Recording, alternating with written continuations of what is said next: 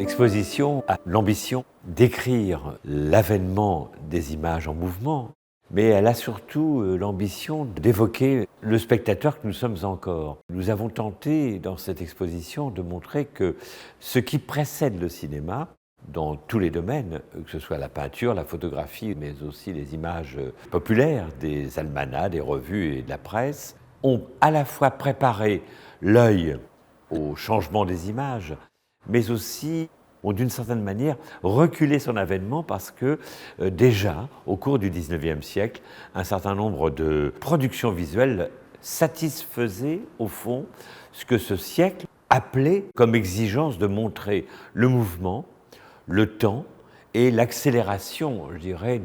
des changements, et en particulier les changements qui sont ceux qui affectaient, qui transformaient, qui métamorphosaient les grandes capitales. En l'occurrence, c'est Paris, d'où nous partons, que nous décrivons. C'est d'ailleurs à Paris que les deux frères Lumière, qui conçoivent le cinématographe, l'appareil dit cinématographe, viennent le faire connaître au monde entier dans la capitale parisienne. Et la capitale parisienne est en effet une ville qui connaît, probablement plus encore que toutes les autres capitales européennes, des changements à vue. Baudelaire écrit ce fameux poème qui s'intitule « Le cygne » et qui dit bien la manière dont l'œil humain peine à s'adapter aux changements quotidiens de la capitale parisienne.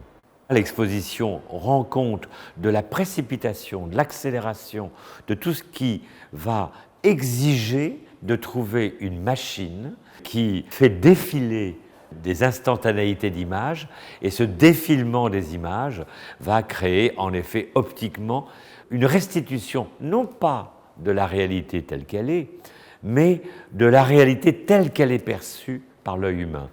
C'est un sujet qu'une exposition n'avait jamais traité en associant sans hiérarchie d'importance, sans hiérarchie de noblesse de production visuelle, la peinture, la photographie, beaucoup la photographie, parce que sans la photographie, sans l'invention du photographique, pas de cinéma, et enfin la machine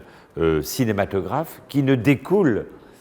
que de la nécessité de rendre compte ce dont les artistes, les scientifiques et les hommes et les femmes ordinaires de l'époque exigeaient enfin de voir restituer en ayant le sentiment que c'est fidèle à ce qu'ils perçoivent. Les spectateurs que nous sommes modernes aujourd'hui sur nos appareils, à la télévision, sur nos écrans d'ordinateur, eh bien nous sommes les héritiers, en quelque sorte, de cette époque.